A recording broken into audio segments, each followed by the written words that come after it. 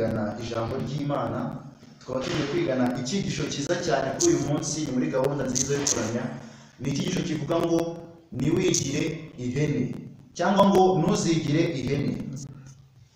Ni icyigisho rero tugiye gukurikirana kuri channel yitwa Mahoro Bonheur, mwakigishijwe n'Imanda y'Imperuka, ndetse no kuri Instagram uragikurikirana kuri channel yitwa Imanda y'Imperuka. Tugiye gutangirana dusenga. Uwiteka Mana ishobora byose, twongeye kugushima kuri aka kanya kubanye natwe ukaduha umwanya wo kwiga ijambo ryawe. Turagusabye Mana ikomeye kugira ngo turinde udufashe ijambo ryawe tugiye kwiga tugire umumaro. Ibyo byose tubisabye twizeye mu izina rya Yesu, amen. Tugiye guhera mu magambo ari muri Matayo igice cya 25 umurongo wa 31 kugeza ku 33. Hari amagambo meza cyane nkunda aduhereza umuburo bitewe n'igihe tugezemo. Hari amagambo avuga ngo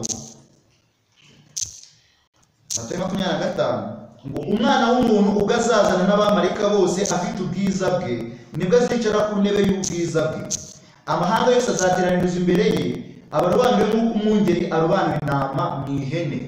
Bivuze ngo igihe Yesu Kristo azaba aje, batubwiye yuko azazana n'abamarayika be, ndetse amahanga yose y'abantu akagaragarira imbere ye, ngo azarobanura abantu ngo nk'uko umwungeri arobanura intama mu ihene. Bivuze yuko ubwoko bw'Imana buzakurwa mu bisi, ubwoko bw'Imana bugereranywa n'intama. Ayo niyo magambo tugiye gutangira dusoma. Iyo dusomye nk'uko mu murongo wa 33 baravuga ngo intama azashyira iburyo bwe na ihene azishyire ibumoso bwe. Ubundi ijambo iburyo cyangwa ukuboko kw'iburyo bufite icyo gusobanura cyane muri Bibiliya, gusobanuye byinshi. Yesaya igice cya 41 ku murongo wa 10 hari amagambo avuga ngo ntutinye kuko ndi kumwe nawe, ntukiye kuko ndi Imana yawe, nzajya mukomeza ni koko nzajya mutabara, kandi nzajya muromeza ukuboko kwanjye kw'iburyo ariko gukiranuka kwanjye. Ukuboko kw'iburyo ni iki? Ni ugukiranuka kw'Imana. Imana rero gukiranuka kwayo kugereranywa n'iki? N'ukuboko kw'iburyo. Bivuze ngo ubwo Yesu azaza agafata intama akazishyira iburyo bwe, azaba ashatse kuvuga yuko azishyize mu gukiranuka kwe. Iki ngiki nicyo bigaragaza. Intama azashyira mu gukiranuka kwe. Bivuze yuko intama za Yesu ni abakiranutsi. Kandi tubona no mu gice cya 5 umurongo wa 2 yuko Yesu yagaragaje afite agatabo mu kiganza cy'iburyo. Bishushanya nuko bigendana no gukiranuka. Bivuze ngo abazajya iburyo n'ubundi ni abantu b'Imana bakiranutse. Abo ngabo nibo bazajya iburyo. Turimo kwigisha icyigisho kivuga ngo niwigire ihene. Dukomeze dusoma amagambo ari muri Yohana igice cya 2 umurongo wa 29. Kuba abana b'Imana bagereranywa n'intama ni ibintu byiza cyane.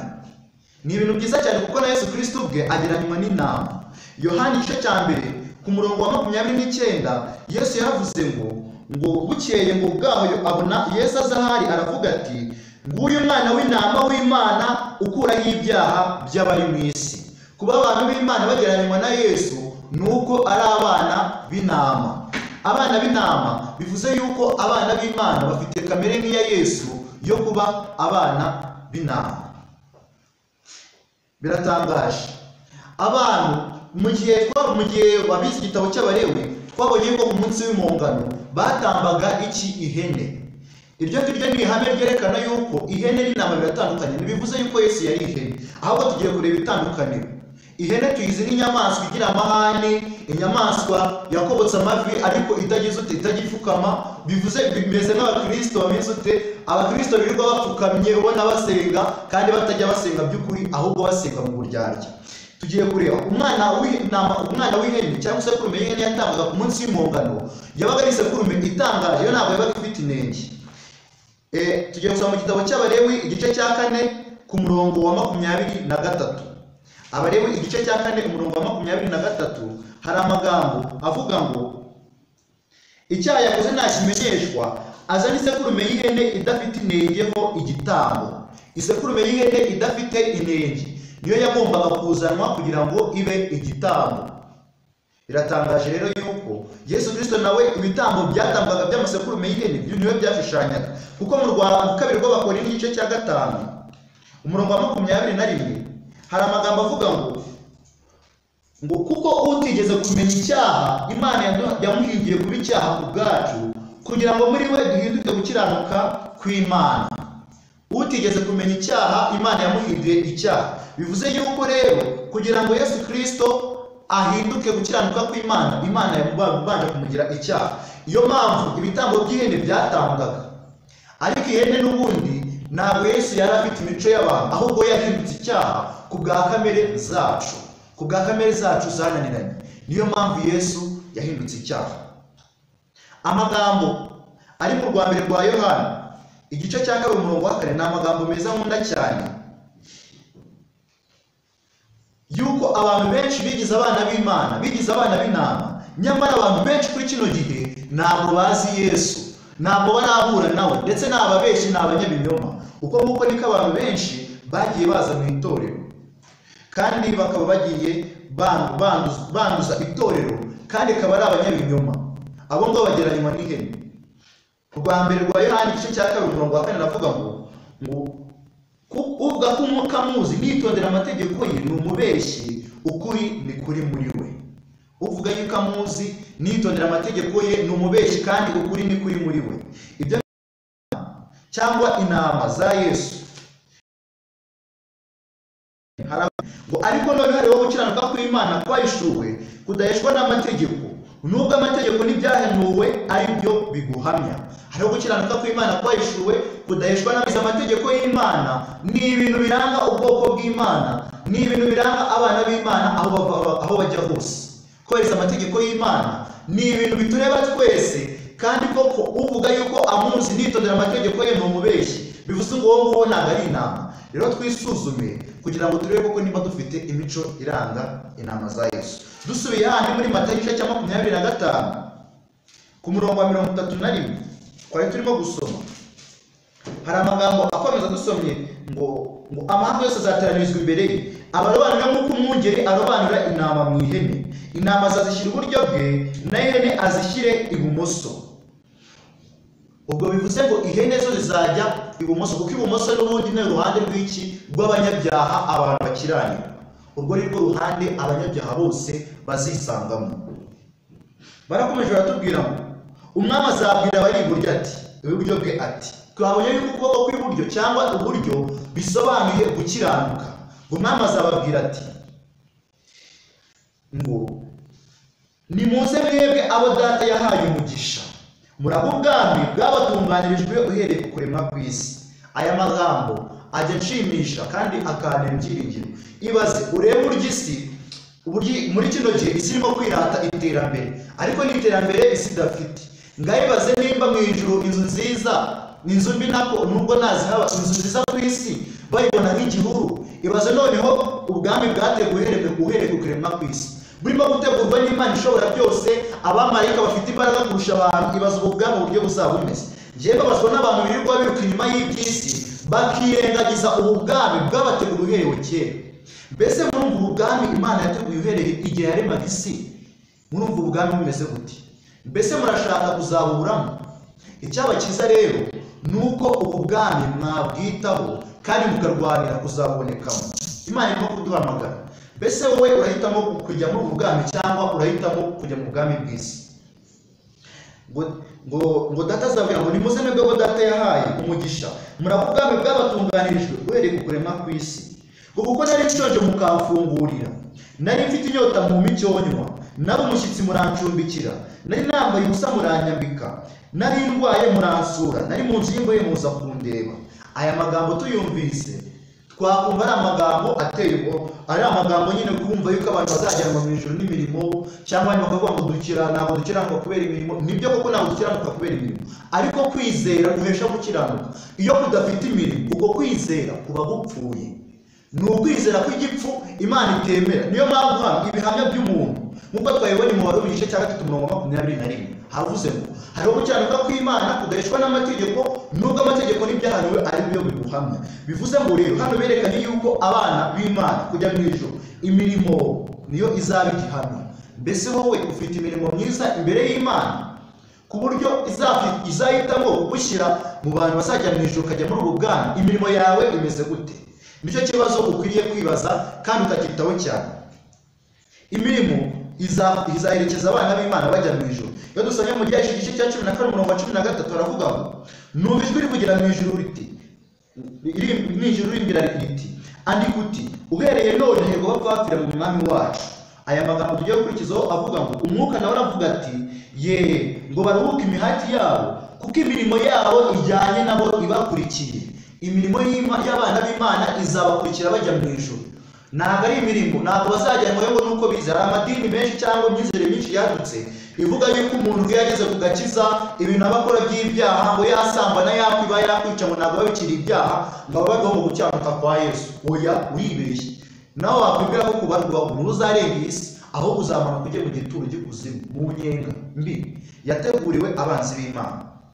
Barakomeje baravuga ngo abakiranutsi bazamubaza bati mwami twakubonye ryari ushonje turagufungurira, cyangwa ufite inyota tuguha icyo unywa, kandi twakubonye ryari uri umushyitsi turagucumbikira, cyangwa wambaye ubusa turakwambika, kandi twakubonye ryari urwaye cyangwa uri mu nzu y'imbohe tuza kugusura. Umwami azabasubiza ati ndababwira ukuri yuko ubwo mwabikoreye umwe muri bene data aba boroheje bari hanyuma y'abandi ari jye mwabikoreye. Bivuze yuko gufasha bagenzi bacu, imirimo yacu imbuto, ikintu cyose ujya ukora cyiza cyangwa kibi, ujye umenya yuko nimba utari gukorera Yesu Kristo neza uri kumukorera nabi. Ntukabwire yuko urimo gukorera Satani cyangwa wowe urimo kwikorera. Oya, urimo gukorera Yesu Kristo nabi cyangwa neza. Mbese imirimo yawe imbere y'Imana ni iyihe? Dore ko tubonye ko abana b'Imana bo bafite imirimo. Mbese wowe iyi mirimo urayifite? Abana b'Imana bapfuye kuri kamere barayihamba rwose. Mu Bagalatiya igice cya 5:22 hari amagambo nkunda cyane avuga yerekana imirimo y'abana b'Imana ndetse n'uburyo batsinze kamere. Hari amagambo avuga ngo ariko rero twibuke yuko Yesu yigeze kubwira Nikodemo ngo utabyawe n'amazi n'umwuka ntabasha kwinjira mu bwami bw'ijuru. Yesu yigeze kubwira Nikodemo ngo utabyawe n'amazi n'umwuka ninjira mu bwami bw'ijuru. Bivuze ngo rero uwabyawe n'umwuka agaragazwa n'iki? Tugiye kureba icyitwa imbuto z'umwuka. Ariko rero imbuto z'umwuka ni urukundo n'ibyishimo n'amahoro no kwihangana no kugira neza n'ingeso nziza no gukiranuka. Ijambo gukiranuka turitinda kuko gukiranuka ni iki? Ni ugusoza amategeko y'Imana. Gukiranuka kw'Imana kudashwa n'amategeko, nubwo amategeko n'ibyahanuwe ari byo biguhamya. Uko niko gukiranuka abizeye bose baheshwa no kwizera Kristo. Amategeko yandi yose, ndetse amategeko abantu bayigize 9, aho batakuyemo irya kabiri bakuyemo irya 4. Itegeko rivuga ngo wibuke ko umunsi w'isabato abantu barabyirengagije, kandi iyo ni itegeko ritureba cyane tugomba gukurikiza mu bihe byacu byose. Mbese ni ukubera iki tutakohereza umunsi w'isabato? Irindi tegeko ryagirengagizwa cyane ni itegeko rya 2. Itegeko rivuga ngo ntukemere igishushanyo kibajwe, ntukabyikubita imbere, ntukabipfukamire, kuko Uwiteka ndi Imana ihora abana gukenerwa kwa basi. Mbese ibyo ngibyo n'ujye ubikora ibishushanyo, abantu bagahita bavuga ati ngo oya, ngo tuba turimo gusenga Imana yo mu ijuru, ngo nyine ngo twifashisha ishusho ya Mariya cyangwa Yesu kugira ngo nyine tubasenge. Ariko hari amagambo ari muri Yohana avuga ngo Imana ni umwuka, n'abayisenga bakwiriye kuyisengera mu kuri no mu mwuka. Mbese wewe kuki utasengera mu kuri no mu mwuka? Gusenga Imana mu kuri. Rero imbuto z'umwuka harimo no gukiranuka, kubahiriza amategeko y'Imana. Izina ry'Imana abantu barishyesheje agaciro muri itegeko rya 3. Abantu basigaye birirwa bivugira ngo Yesu ko biboneye. Urumva abari mu mikino, mu biki byose, inimba n'igitabo kiguye hasi ngo Yesu we. Ibyo ngibyo ni ukwibeshya, ni amakosa akomeye cyane. Tugomba kubyirinda kandi ibyo bintu tukabicikaho tumaramaje. Hari andi magambo akomeza atubwira ngo neza no kwirinda. Abantu basigaye barya ibyo babonye byose. Umuntu inzoga aziko kunywa inzoga bituma umuntu asinda, akavuga ngo bino mube yaranditse ngo ujye unywa gake. Iryo somo ntariba ngo ujye unywa gake, ahubwo iryo somo uko rivuga ngo kubw'uburwayi bwe, kuko urwara buri kujya unywa gake. Bivuze ngo nibikenera ko urwara indwara bakakwandikira inzoga uzayinywa. Ariko ibyo ngibyo ntabwo kunywa ngo ingubyo ni ukugenda gakeya. Ibyo ngibyo ntabwo ari ukuri. N'ibindi bantu bajya bitwaza ngo Yesu ngo yahinduye ngo amazi ngahinduramo inzoga. Yesu yafashe amazi ahinduramo vino, kandi umutobe w'imizabibu bawita vino. Ntabwo nuko inzoga yabo bayita vino n'umutobe bawita vino, ahubwo abantu bafashe umutobe bawuhinduramo inzoga. Ayo masomo mwihimbiye Imana izayabahanira nimushake mukurikire Yesu Kristo. abantu birirwa barya inyama, abantu birirwa banywa ibyayi, abantu birirwa bajya kurya bagahita baryama. Ibyo byose tubyirinde kandi tubyihane. Kwirinda n'imbuto z'umwuka ibimeze bityo ni amategeko abihana. Abakristo Yesu babambanye kamere n'iruba n'irari byayo. Abo ngabo nibo ba Kristo Yesu. None mbega wowe urifuza kuba muri abo bantu ba Kristo Yesu cyangwa urifuza kuba mu ba Satani? Tugiye kureba noneho icyitwa ihene. Aho turahatenga kuko icyigisho kiravuga ngo niwigire ihene cyangwa ngo ntuzigire ihene. Turazamo kureba byinshi, turaza gusanga noneho bitakureba gusa biraza kwaguka bigere mu byahishuri. Tugiye kureba babandi b'ibumoso, ndazabwira n'abari ibumoso. Ubwo twasuye muri Matayo igice cya 25:47, kuko nari nshonje nimumfungurire, nari mfite inyota nimwampa icyo nywa, nari umushyitsi nimwancumbikira, nari nambaye ubusa nimwanyambika, nari umurwayi no mu nzu y'imbohe nimwansura. Bivuze ngo bya bintu byose twanga gukora ni Yesu Kristo twari dukwiriye kubikorera. Ariko ubwo tubyanga, twanga gufasha bene bacu, twanga gufasha inshuti, dore ko urukundo no muri kino gihe rwakonje, abantu amasano nta kintu akivuze, ubucuti nta kintu bukivuze. Umuntu aracaho mu modoka gutya rwose, abona umuntu gutya ahangaha arimo gusabiriza bati ntabwo naparika, kandi bafite amafaranga, nawe arimo kuganya ubukene. Kuki utafasha abantu barikunze cyane, urukundo rwarakonje. Mbega urashaka gukomeza kwigira ihene? Kuki tudakwiye gufata iya mbere ngo dufashe umurimo w'Imana kujya mbere? Ngo nabo bazamusubiza bati, mwami twakubonye ryari ushonje cyangwa ufite inyota cyangwa uri umushyitsi cyangwa wambaye ubusa cyangwa urwaye cyangwa uri mu nzu y'imbohe ntitwagukorera? Azabasubiza uti, ndababwira ukuri yuko ubwo mutabikoreye umwe muri bene data ababoroheje bari hanyuma y'abandi, nanjye mutabimuriye. Ngo abo bazajya mu ihaniro ry'iteka, n'abakiranutsi bazajya mu bugingo buhoraho. Mubwise ukuri nshuti yanjye, niba wumva ugikomeje gukora ibintu binyuranye n'amategeko y'Imana, urimo kwibeshya cyane. Dore wateguriwe uzajya mu ihaniro ry'iteka. Ku murongo wa 41 batubwiye ngo uyu ni umuriro wateguwe Satani n'abamarayika be. Mbese ko wateguwe Satani ngo cyo wawe ujyamo? Rero ni hano gusa. Ihene ni ikintu gikomeye cyane. Ihene tugiye kureba mu gitabo cya Daniyeli, ikintu cyitwa ihene bakigarutseho. Tugiye kureba mu gitabo cya Daniyeli ubwami bumwe bwageranijwe n'ihene. Mu gitabo cya Daniyeli igice cya 8 harimo ubwami bumwe bwageranijwe n'ihene. Turaza kureba ubwo bwami mu buryo bwagutse tubusobanukirwe neza.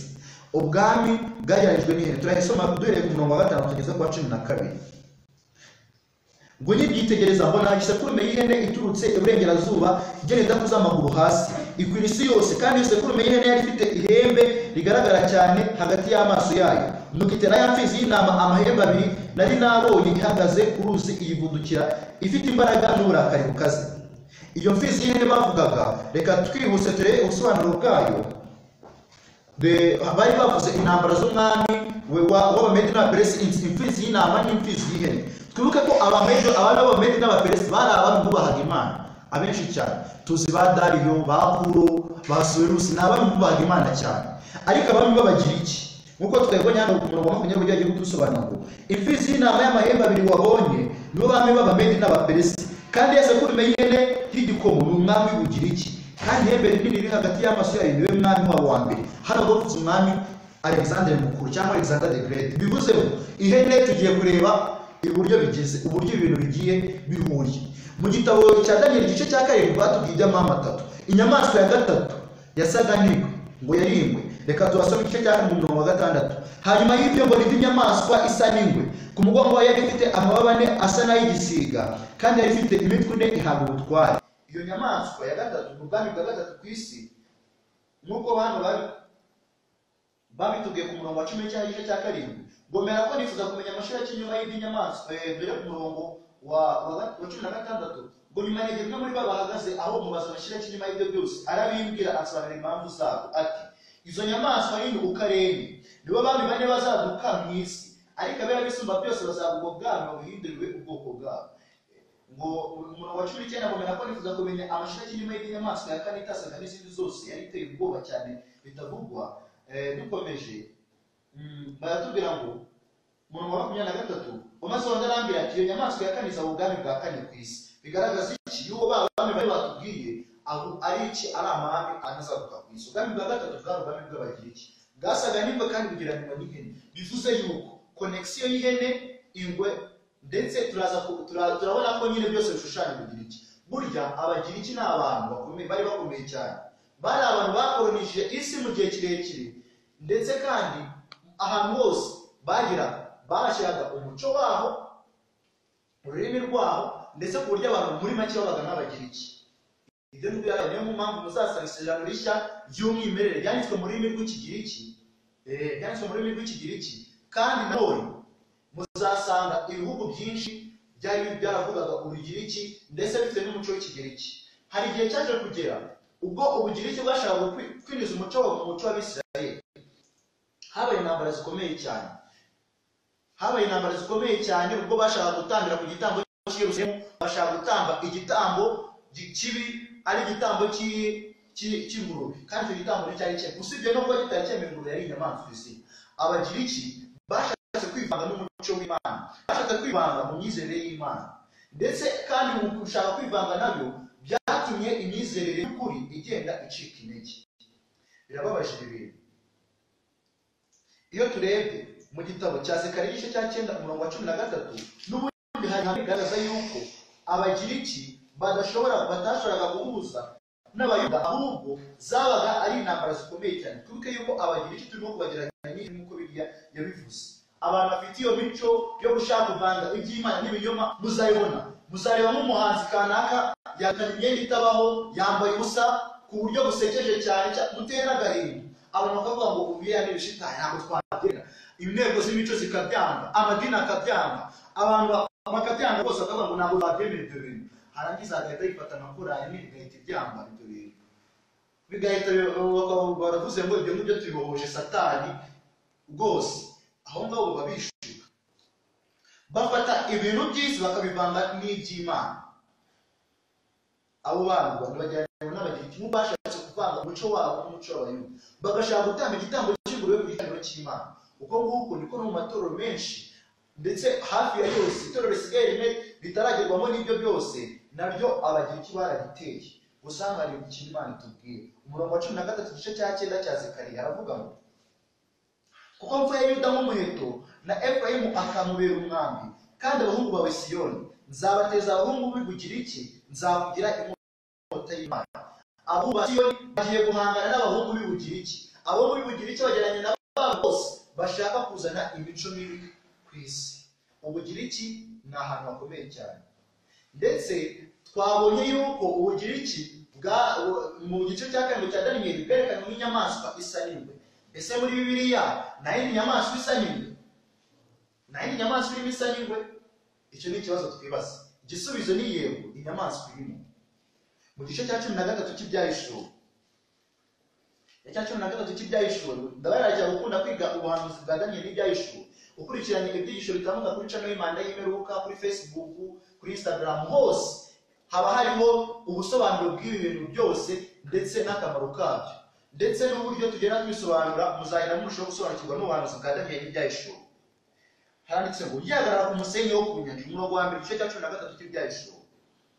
Giye kubona mbona inyamaswa iva mu ijuru, iva mu nyanja ifite amahembe 10 n'imitwe 7. Ku mahembe yayo hariho ibisingo 10, no ku mitwe yayo hariho amazina yo gutuka Imana. Iyo nyamaswa nabonye yasaga n'ingwe, amajanja yayo yasaga n'aya aruko, akanwa kayo kasaga n'ak'intare, cya kiyoka kiha imbaraga zacyo n'intebe yacyo y'ubwami n'ubutware bukomeye. Iyi nyamaswa ifite ibintu bikomeye cyane, uburyo ibintu biranga. Mu gice cya 7 cya Daniyeli, ubwami bwa Babuloni bwasaga n'intare. Ubu ubwami bwa Medi na Peresi busa nk'idubu, kandi idubu niryo aruko. Abagiriki basa nk'ingwe, ndetse kandi ubwami bwa 4 bwa Roma ntabwo bwari bufite ishusho, gusa bwari bufite amahembe 10, kandi mu n'inyamaswa ibi byose irabyujuje. Byagenze ute? Ubwami bwa Babuloni bwarategetse buvaho, Abamedi na Peresi barategeka bavaho, Abagiriki barategeka bavaho, ubwami bwa Roma buvaho. Igihe Roma yavagaho, ubuhe bwami bwahise bucyaho? Ko tuzi ko bavuze yuko Roma izageza kugaruka kwa Yesu. Bivuze ngo Roma ntabwo yahindutse, ahubwo yahinduye uburyo bwo gukora, yahinduye system, imigaragarire y'inyuma, ihuza politike n'idini. Nta kundi byagenze. Mu kinyejana cya 4 ku ngoma y'umwami Constantine nibwo itorero ry'Abakristo bitewe no kurenganywa cyane, bamwe muri bo bemeye kwifatanya n'abapagani bamuza imyizerere bitewe na Constantine wari wafashe umwanzuro. Bityo ubwoko bw'Imana bwari bwanze guhuza ubupagani no guhuza n'ubupagani, barahunga bajya kuba mu misozi, none n'abandi basigaye basigara bafatanya n'abapagani. Abayobozi b'abapagani abaribo bigarurira umwanya. Aya ni amateka tudashobora guhakana, ari ibintu byihimbiye. Icyo gihe nibwo haje guhita havuka itorero ryitwa Kiliziya Gatolika, nibwo ryaje kuvuka ubwo ubupagani n'ubukristo bwifatanyaga. Nibwo bahise batangira gutora abapapa, batangira ibyo gusenga ku cyumweru n'ibindi byinshi. Uko nguko niko hano hasohotse inyamaswa yitwa papa. Ubutegetsi bwa papa bwahise butangira gutegeka isi guhera icyo gihe, kuko papa ntabwo yagaragaraga nk'umuntu gusa usanzwe w'umutegetsi, ahubwo yagaragaraga nk'iki, nk'umutegetsi utegeka idini na politiki, ndetse bakanamusenga n'Imana. Iyo nyamaswa rero ngo yari ifite ngo amazina yo gutuka Imana, ngo iyo nyamaswa yasaga nk'ingwe, bivuze ngo ifite karagiteri z'iki z'ubugiriki, bivuze ngo nayo ni iki, ni ihene. Iyi nyamaswa nayo ni ihene, bivuze ngo ya mico twabonye yose mibi iri mu bantu, ubusambanyi, ubutinganyi, ubwicanyi, ibyo guteza indwara z'ibyorezo, ibintu byinshi cyane byose byangwa biri ku isi, ikintu cyose cyitwa ikizira kiri ku isi, ibyo byose bifite aho bihuriye n'ihene, kuko bivuze yuko ibyo ngibyo batabikoreye Kristo. Iki cyigisho muraza kubona ibintu byinshi bitangaje. Ihene ngo iyo nyamaswa yasaga n'ingwe, amajanja yayo yasaga n'aya aruko, bivuze ngo abamedi n'abaperesi bari bafite amategeko atajya yiruka. Nimba umwami yatangaje itegeko, iryo tegeko ntabwo riri buhinduke na gato. Ubwo niko bari bameze nabo, ngo na Roma nayo nijya ihinduka. Akanwa kayo kasaga n'akina, yari ifite ugukomera cyane nk'uko Babuloni, ndetse ni nayo mpamvu igice cya 17 bahise Babuloni. Ngo cya kiyoka kiyiha imbaraga zacyo n'intebe yacu y'ubwami n'ubutware bukomeye. Icyo kiyoka nta kindi ni Satani. Birababaje. Mu gitabo cy'inyandiko z'ibanze kuri paji ya 90 batubwira iyerekwa. Na gitabo cyitwa inyandiko z'ibanze n'ibitabo bigenda bigufasha gusobanura Bibiliya y'umwuka w'ubuhanuzi, nabyo byanditswe ari umwuka w'Imana, kandi ni ukuri, kuko ntabwo kuri dushobora kukwirengagiza, kuko ntabwo ibitabo bigusanya na Bibiliya. Inyandiko z'ibanze paji ya 90 harimo ikintu cyitwa ngo igare ry'umwotsi, yerekwa ry'igare ry'umwotsi ry'abantu bajya kurimbuka. Ariko mbere yuko dusoma muri kino gitabo, reka tubanze dusome hano mu ntambara ikomeye. Uwitwa Gateri watangije Abaprotestant yatanze ubuhamya bukomeye. Ubwa mbere ubwo yajyaga i Roma, agiye gusura Roma, umujyi bita umujyi mutagatifu, umujyi nyine mukunzwe, ndetse nawe ugiyeyo ndakeka ibyo Luteri yahaboneye nawe wabihabonera, nubona ubushobozi uzajyeyo, cyangwa wumva umutima uguhase. Gusa ubu ni ukuri, Luteri yaravuze ngo paji ya 91 ni igitabo cy'intambara ikomeye. Luteri yavuze amagambo avuga ngo nyuma yaje kwitegereza uwo mujyi wubatswe ku dusozi turindwi agira ikiniga, nuko apfukama hasi maze avuga n'ijwi rirenga ati, Roma ntagatifu ndakuramutsa. Kino gihe yarakiri umupadiri w'umugatolika, ntabwo yari yakabaye umuprotestant ari umupadiri w'umugatolika, kugira ngo tubyumve neza yuko atari uguharabika yagize, ahubwo yari umugatolika. Ngo yinjiye muri uwo mujyi asura za kiliziya, akajya ategera amatwi ibitekerezo bitandukanye byasubirwagamo n'abapadiri n'abandi bihaye Imana, kandi nawe agakora imihango yose yasabwaga gukora. Aho yajyaga hose ibyo yabonaga byaramutangaza kandi bikamubabaza. Ni ugusuka yahabanaga ibintu byiza. Yabonye ko inzego zose z'abihaye Imana zarangwagamo gukiranirwa. Ubwo ni uguhera kuri umukarisomatike wo hasi, umwizera wo hasi wo mu Gatolika, kugeza kuri papa bita hejuru, bita ngo Pontifex Maximus, umutambyi mukuru. Ubwo iryo ni izina ryahoze ari ry'ibigirwamana. Ngo yabonye ko inzego zose z'abihaye Imana zarangwagamo gukiranirwa. Ngo yumvise inzenya z'urukozasoni zavugwaga n'abayobozi bakuru mu by'idini, maze aterwa ubwoba no kutubaha ibyera kwabo, ndetse bakabikora no mu misa. Ngo yaranditse ati, ni amagambo Luteri yivugiye, ushobora no kuyashaka ukayabona mu gitabo cyitwa Dogme, wayabonamo kuri chapitre ya 6. Baravuze ngo, yaranditse ati, ngo nawe ubasha gutekereza ibyaha ndetse n'ibikorwa biteye isoni bikorerwa i Roma, wabyemezwa nuko ubyiboneye kandi ubyiyumviye. Bakunze kuvuga ngo niba koko Gehinomu ibaho, Roma yubatse hejuru, ni inyenga iturukamo ibyaha by'uburyo bwose. Aya ni amagambo akomeye cyane. Yaravuze ngo niba koko Gehinomu ibaho, ngo Roma yubatse hejuru, ngo ni inyenga iturukamo ibyaha by'uburyo bwose. Bivuze yuko ibyaha byose byaduka ku isi, nubwo tuzi ko byazanwe na Satani, ariko tuzi ko Satani yahagurutse ku ntebe y'ubutware akabiza ndi akayereza papa. Tugiye no kureba ikindi gihamya mu nyandiko z'ibanze, bavuga igare ry'umwotsi ririmo isi yose, abantu bagiye kurimbuka.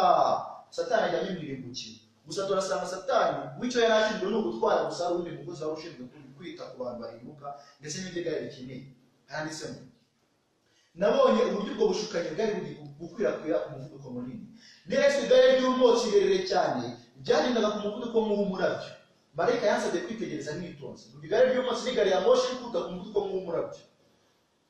Ngo nahanze amaso iryo gare, byasaga naho isi yose yari iri muri iryo gare ku buryo nta muntu n'umwe wari wasigaye. Isi yose yari muri iryo gare ku buryo nta muntu wari wasigaye. Marayika aravuze ati bahambiriwe mu miba igiye gutwikwa. Ubwo isi yose iri muri iryo gare. Maze marayika anyereka uwari utwaye iryo gare, wasaga n'umuntu mwiza w'igikundiro, kandi abagenzi bose bari mu igare bari bamuhanze amaso ndetse bakanamwubaha.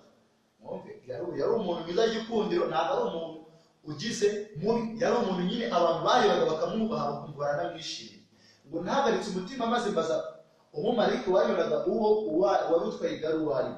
Yaransubije ati ni Satani, niwe utwaye igare, yigize nka marayika w'umucyo, yigaruriye abatuye isi, biyunduriye mu bushukanyi bukomeye kugira ngo bizere ibintu ikinyoma bityo barimbuke. Satani yarahagurutse ari ku igare.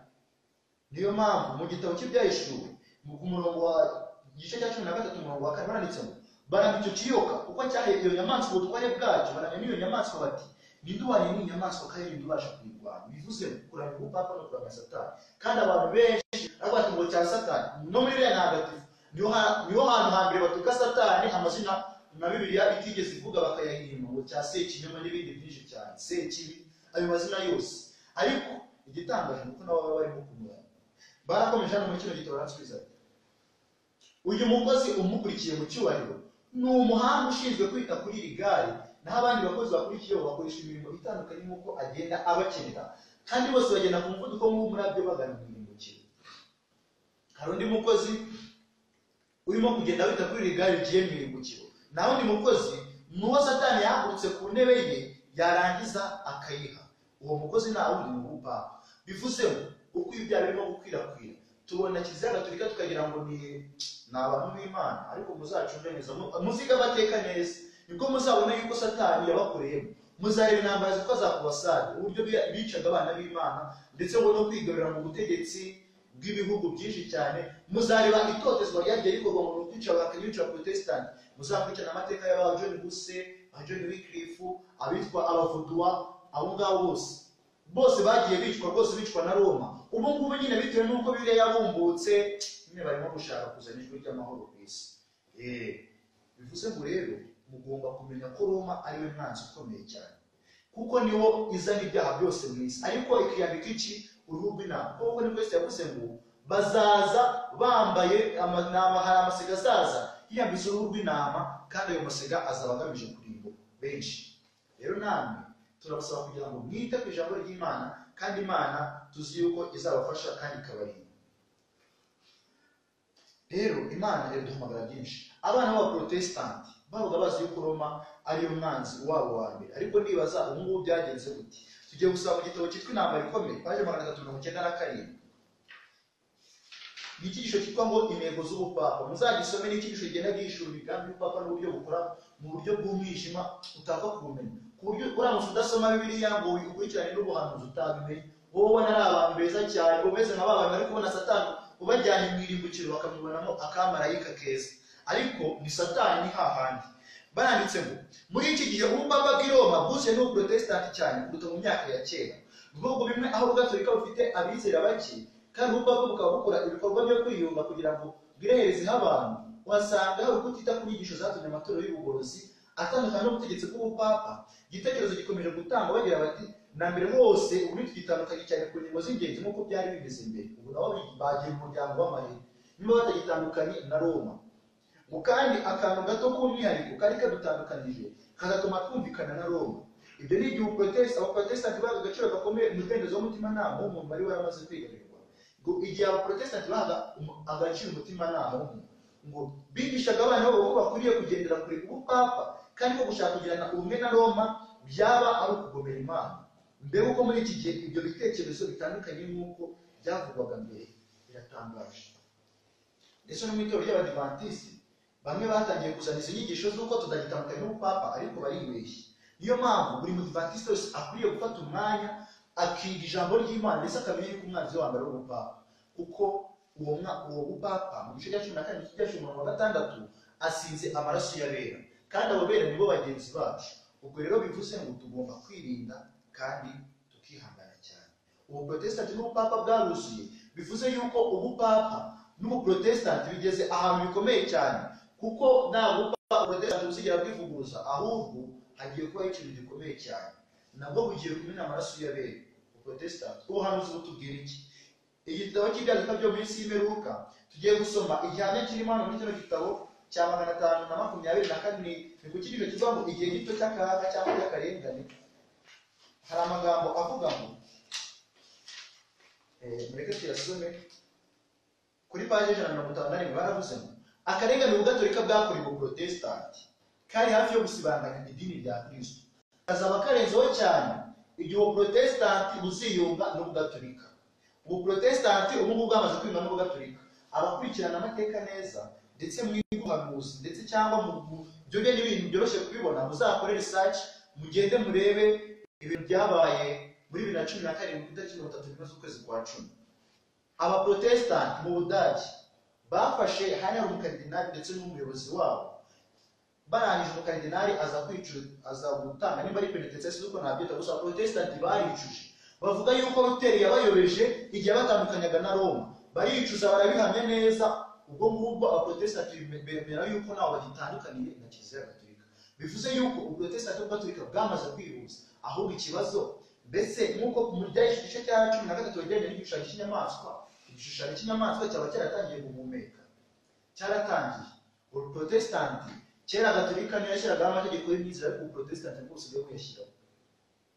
Muzabibona nabyo baretse gusoresha ubundi, muzabibona rwose yuko Ubuprotestant ubwo bwashyizeho amategeko, bivuze ngo ubwoko bw'Imana bugiye kurenganywa hamwe Ubuprotestant n'Ubugatolika bwihuje. Muzasanga amatorero y'Ubuprotestant rero hano harabupagani cyane, uzasanga umuntu agiye kuririmba n'ibiherena bigera ku birenge, ibikufi, ibintu byose yambaye akajipo gateye ubwoba. Ibi bintu birababaje cyane. Aya madini yose yigize amahene, aya madini bafite ibintu bigaragaza nko gufasha, ariko no kwirehereza abantu. Zagatise Kiliziya Gatolika ntigira za Caritas, Protestant ntibagira za New Life n'ibindi bishinga byinshi cyane bifasha abantu. Ibyo ngibyo barabifite ko, ariko ko muko ntabwo ari gufasha Yesu cyangwa abana b'Imana, ahubwo nguko bimeze nk'ibintu biboneka mu rwandiko rwa Yuda, bigaragaza ngo bavuga ngo ububahira ku murongo wa 16 ngo abo n'ababurana bagenda bakurikiza irari ryabo, akanwa kabo kavuga amagambo atubye n'agasuzuguro, ubahira abantu bakuramo indamu. Igituma nabo bakora ibyo bintu ni nako kuri no kugira ngo abantu babarebe neza, bavuge neza, kuko uzasanga igituma babikora ntabwo ari uko bashaka Imana. Muzasanga kuki se mu Protestant ndetse no mu Rwanda byageze umugore ajya kuri ibipara bibe bifite icyo bitwara, ngo barafasha, cyangwa no mu Bagatolika, cyangwa ni gute mu Protestant umuntu ajya kubwiriza yambaye amaherena. Hano uzasanga batakiga n'ijambo ry'Imana. Hari n'umubwiriza wadutse usigaye ubwiriza ibintu ngo ntabwo yahoze ari umurara, asigaye abwiriza mu buryo bw'abarara. Hari n'abandi babwiriza basigaye babwiriza ibintu umugore ngo rwose umugabo ngo naba adafite amafaranga, ubwo ngo ntuzamwemere. Ibintu birababaje cyane. Na kwita ku ijambo ry'Imana no kwita ku kintu kiri bunezeza abantu, barangiza bagafasha bakijyana ku inama kugira ngo berekane yuko bafasha umurimo w'Imana. Ibi ngibi ni ugukomera cyane. Bameze n'abantu bavuzwe mu gitabo cy'umugenzi. Mu gitabo cy'umugenzi kuri page 128 ni umugabo witwaga Amagambo, yavugaga rwose iyo yageraga mu bisi yabaga mu bisi, yagera mu b'Imana akaba uw'Imana, yagera mu basinzi akaba umusinzi. Ikintu cyose yageraga mu yarazi guhuza nacyo. Nimba ageze ahantu bari kuvuga umupira akawuvuga, niba ageze ahantu bari kuvuga filime akayivuga, niba ageze ahantu bari kuvuga Bibiliya akayivuga. Uko nguko niko abantu nabo bameze. Ndetse uyu Magambo hari icyo bamuvuzeho. Mukristo ati ngo washijwe koko, ibuka wa mugani ngo ibyo bavuga ntibabikora, ariko ubwami bw'Imana si ubw'amagambo ahubwo ni ubw'imbaraga. Avuga cyane ibyo gusenga no kwihana no kwizera no kubyara ubwa kabiri, ariko ntabwo afite azi kubivuga gusa. Niko ayo madini yabaye. Ndetse hari n'abantu bameze gutyo, ngo nabaye mu nzu ye namwitegereje ariwe kandi ari ahandi, nzi yuko ibyo muvuzeho ari ukuri. Inzu ye irimo kubaha Imana nk'uko umurenge w'igiti utarimo akaryohe. Iyo ariwe nasenga yihana ibyaha bye, inyamaswa uko ziri zimurusha cyane gukorera Imana. nguko niko bari. N'inyamaswa zibarusha gukorera Imana, ndetse kandi ngo azanira kubaha Imana ikizinga n'igitutsi n'isoni mu maso y'abamuzi. Muri icyo gice cy'umudugudu wacu niwe watumye hatagira n'umwe uvuga neza kubaha Imana. Ibi bintu ndababaje, kandi muzabicune neza, muzasanga aya matorero atigisha ukuri niyo atuma abantu batakizera Imana. Abantu basigaye bafite agaterime kavuga ngo nutamenya ubwenge n'Imana izakureka. Kandi ako gaterime ntabwo ari ukubera iki, ntabwo ari ubwenge bw'ijambo ry'Imana bavuga, aba bavuga ubwenge bw'isi. Mbese si ubwenge bw'isi koko bashaka? Bivuze ngo rero abantu bakwiriye kwihana bya nyabyo. N'abaprotesitanti rero kubera kwigisha izo nyigisho ngo nubura ubwenge Imana izakureka, kandi ari ubwenge bw'isi bwabo ni Satani yasezeraniye Eva ngo narya ku rubuto. Ubwo bwenge barimo kwigisha nibwo buri gutuma abantu batamenya iki, batamenya Imana. Ngaboroheje bamuzi baramuvuga bati mu nzu ye ni dayimoni, ahandi ni ubure. Niko bameze, kandi abantu bameze gutya bariho benshi cyane bafite iyo mico. Ngo mbabariye abibi bazi yuko ari ni umunyamwaga, ni umunyarutoto, akoresha umuntu ibyo adashoboye. Abagaragu be ntibazi ko bamukorera, biganya kumubwira. Abagura nawe bavuga yuko kugura n'umupagani kuruta kugura nawe. Umupagani ukari yagura neza kumurusha. Mwibuke yuko abakristo b'iki gihe abantu basigaye bavuga ngo kanaka niwe uhenda cyane, ngo kandi ngarasenga. Muzasanga kumva ngo umuntu asenga, cyane iyo umuntu yabaga yitwa mu rukore, ndavuga ari umuntu wubashywe. Abantu bamufataga nk'umuntu koko nk'umunyacyubahiro, bamufata nk'umuntu w'Imana. Ariko ubu ngubu babafata nk'iki? Babafata nk'ibyarya za mbere. Mbese bimeze gute? Barakomeje baratubwira ngo magambo yawe ibashe yabariganya akabahenda, kandi yigisha abana be kugera ikirenge mu cye. Iyo abonye muri bo utewe no gutinyishwa n'ubusa, niko yita umutima utangira gusa kwanga ibyaha. Atangira kwanga babita ngo ntabatinya ubusa. Amwita umupfapfa utagira icyo azi, ntakunde kumukoresha imirimo ikomeye cyangwa kumushinja imbere y'abandi.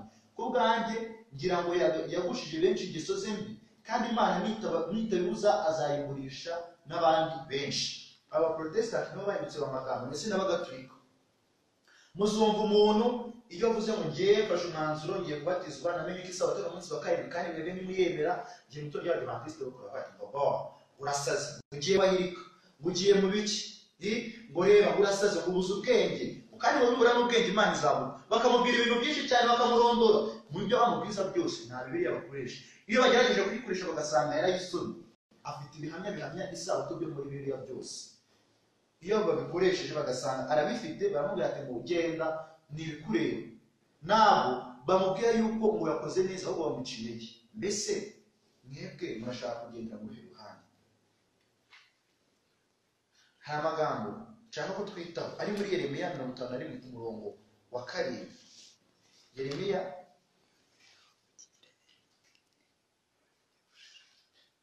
51 ku murongo wa 7. Turimo kugana ku musozo. Reka tuhasome amagambo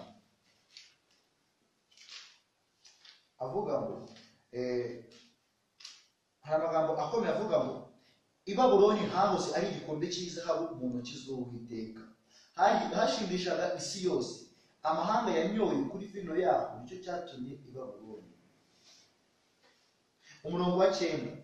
Twashatse gukiza Babuloni ariko ntibyashobotse.